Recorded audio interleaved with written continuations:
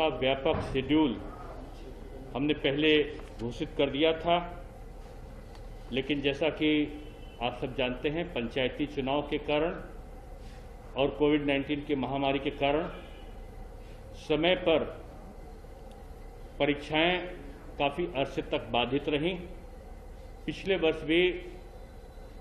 जहां पर परीक्षाएं नहीं हो पाई थी, कई जगह परीक्षा हो गई थी, कई विश्वविद्यालयों में।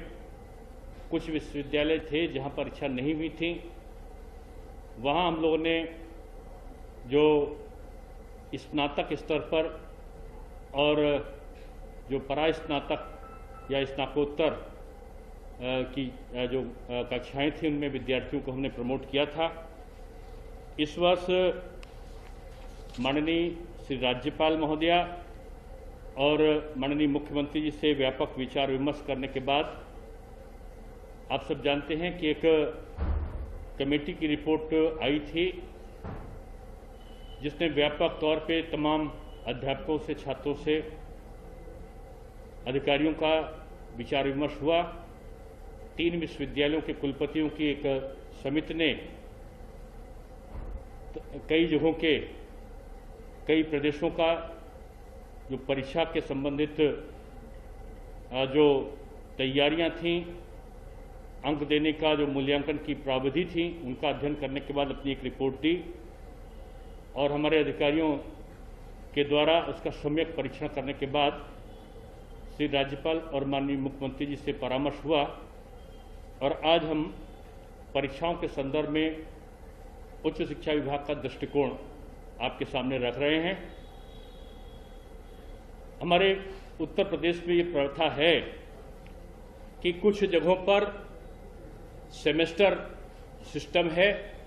और कुछ जगह हमारी वार्षिक आधार पर परीक्षाओं का संपादन होता है।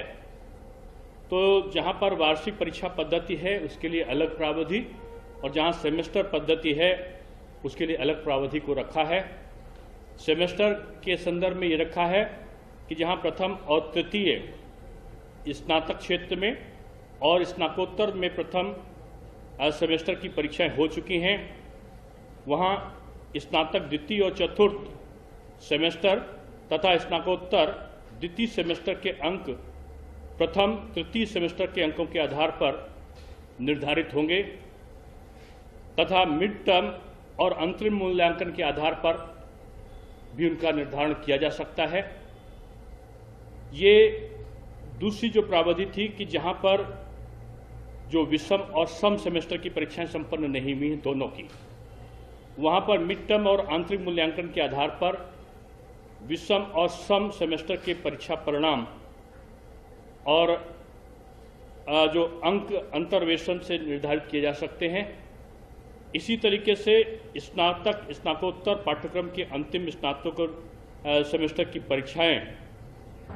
संपन्न कराई जाएंगी। स्नातक पंचम सेमेस्टर और स्नातकोत्तर तृतीय सेमेस्टर की परीक्षाएं जहां पर संपन्न नहीं हुई हैं, तो अंतिम सेमेस्टर में प्राप्त अंकों के अंतर्वेशन से पूर्व सेमेस्टर के अंक निर्धारित किए जा सकते हैं। कहने का तात्पर्य यह है कि अगर सेमेस्टर की परीक्षाएं कहीं पर हो चुकी, ज़्यादातर जगहों पर जो सूचना मिली है विश्वविद्यालयों की, कई जगह पर हो चुकी हैं, कुछ सेमेस्टर की, कुछ की नहीं हुई हैं। अगर प्रथम की हो गई है तो उसके अंक द्वितीय में सम्मिलित कर लिए जाएंगे और द्वितीय को प्रमोशन दे दिया जाएगा और प्रथम का जो रिजल्ट है वो उसकी ली गई परीक्षा के अंकों के आधार पर निकलेगा। जहां पर परीक्षाएं नहीं हुई थी और पिछले अंक भी प्राप्त नहीं हैं, वहां पर परीक्षा को कराने का निर्णय लिया गया है। ये केवल दिशा निर्देश हैं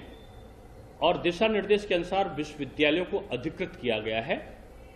कि अपनी आवश्यकताओं के अनुसार, अपनी तैयारी के अनुसार जो दिए गए दिशा निर्देश हैं